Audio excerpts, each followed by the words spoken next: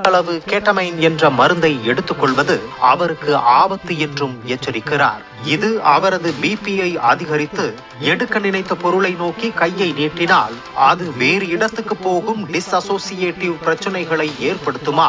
அதோடு அவரது மூளையை இன்னும் அதிவேகமாக இயக்குவதும் ஆபத்துதான் என எச்சரித்துள்ளார்.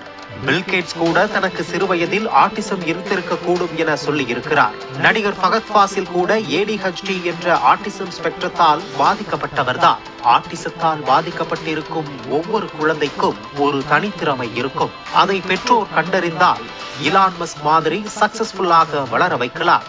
உலகில் பல பெரும் பணக்காரர்களையும் பார்த்து பொறாமைப்படுவோர் இன்றைய தினம் நமக்கு கிடைக்கும் நிம்மதி கூட அவர்களுக்கு இல்லை என்பதை உணர வேண்டும். இதன் மூலம் உலகிலேயே நம்பர் 1 பணக்காரராக மாறினால் கூட மன நிம்மதியை மட்டும் விலை கொடுத்து வாங்க முடியாது என்பது